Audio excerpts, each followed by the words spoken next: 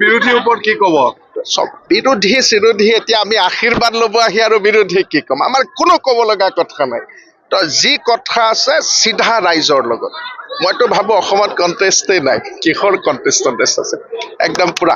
বিহু আহি আছে, বিহুৰ আগমুহূৰ্তত কিবা শুভ সংবাদ থাকিব নেকি? বিহুৰ কাৰণে আমাৰ অসমৰ বাপতি সাহোন বিহু, গতিকে এই বিহুত আমি ইজনে সিজনক মৰম কৰাৰ যি পৰম্পৰা, ডাঙৰে সৰুক আশীৰ্বাদ কৰাৰ যি পৰম্পৰা, এই পৰম্পৰাৰ লগত সংগতি ৰাখি আমি এক জন আশীৰ্বাদ যাত্ৰা কৰি আছো আৰু ৰাইজে আমাক আশীৰ্বাদ দি আছে। ঠিক আছে, হ'ব, সকলো ভালে থাক। ইয়াতে মামা বজাৰত খুব ধুনীয়া পকৰি ঘুগুনি, এই মাজনী আমাৰ সাংবাদিক কেইটাক গোটেই কেইটাক খুৱাই দে। দিনটো থিয় হৈ আছে বা ভোক হ'ব, আৰু কি কি পাই ইয়াতে, কি অলপ কৈ দে, কি কি আছে? ঘুগুনি আছে, পকৰি আছে, কাপোৰ ইয়াত কানি আমাৰ আছে। মহিলাসকলে 10,000 টকা পাই পেলাই তেওঁলোকে নিজেই ঘৰতে পিঠা পনা বনাইছে।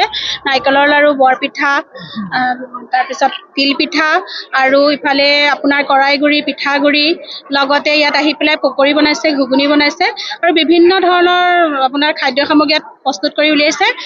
আমাৰ ভাতৰ ব্যৱস্থাটো আছে না? ভাতৰ ব্যৱস্থা আছে। অপূৰ্ব, গোটেই সাংবাদিক কেইটাক ভাতকেইটা খুৱাই দে, যা বাবা। নীলোৎপল ক'ত? ঠিক আছে, হ'ব, ঠিক আছে। ইয়াতে আমাৰ যি এক সুন্দৰ পৰিৱেশ, মামাৰ নামত যি বজাৰ, মোৰ এটা বস্তু ভাল লাগিছে যে এই মাজনীহঁতৰ 10,000 টকাটো কামত আহিছে, হয় নে নহয়? এইসকল মহিলাই যি ধৰণে আমাৰ বৰহমপুৰৰ মহিলাসকলে 10,000 টকাটো পুৰা কামত লগাইছে, তো এইটো অসমৰ কাৰণে এক শুভ বাৰ্তা যে এই হিতাধিকাৰীৰ পৰা লাহে লাহে মহিলাসকল স্বাৱলম্বিতাৰ ফালে গতি কৰিছে, হয় নে নহয়? তই অহাকালি মই 10,000 টকা নিদিলেও ইহঁতে 10,000 টকা ইনকাম কৰি ল'ব, হয় নে নহয়? এই ধৰণে অসমখনত আমি হিতাধিকাৰীৰ পৰা লাহে লাহে স্বাৱলম্বনলৈকে আমি এই গতি আমি কৰিছো।